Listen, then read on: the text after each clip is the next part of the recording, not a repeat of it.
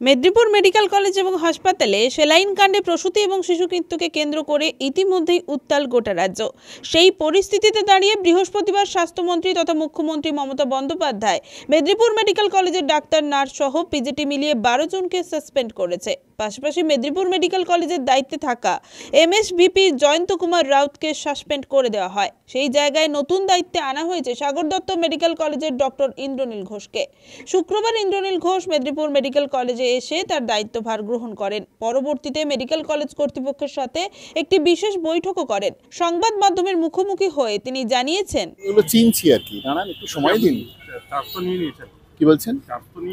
Charge হ্যান্ডওভারটা just কালকে join করেছি, তো চার্জ হ্যান্ডওভারটাও একটু হয়ে যাচ্ছে আস্তে আস্তে, তো গ্র্যাজুয়াল, 1 ঘন্টা 1 মিনিটের ব্যাপার তো নয়, এটা এত বড় জিনিসের চার্জ তার 1 সেকেন্ড। আজকে যে শুনলাম একটা ওদের সঙ্গে মিটিং হচ্ছিল, তাদের সঙ্গে ছিলেন জুনিয়র ডাক্তারের সঙ্গে,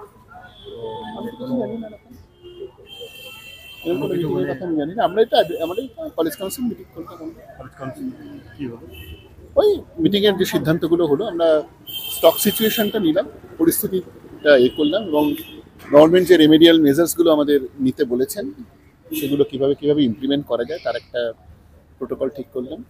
সব সেকশন নর্মাল আছে? নর্মালটা তো খুব রিলেটিভ, তার একটু দাঁড়ান, মানে কোন কোন সেকশনে ওরা কাজ এইরকম এখনো পর্যন্ত আইডেন্টিফাই করার মতো জায়গায় আমি পৌঁছাইনি, জাস্ট মানে 24 ঘন্টা হয়নি আমি ল্যান্ড করেছি। স্যার, একটাই আছে, এই যে স্যালাইন যেটাকে ইতিমধ্যেই সরাতে বলা হয়েছে, সেগুলো তো কোথাও ব্যবহার হচ্ছে না স্যার এখন।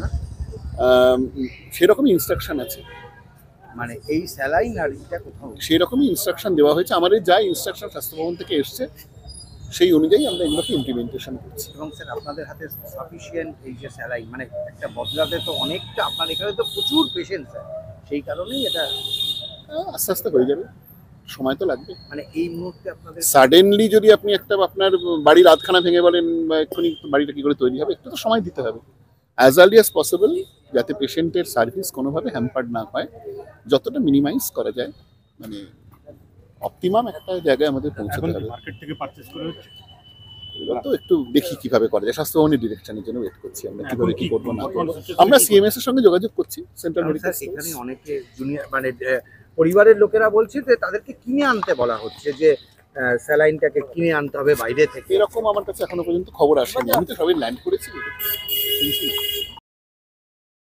ব্যুরো রিপোর্ট, খবর BCBS।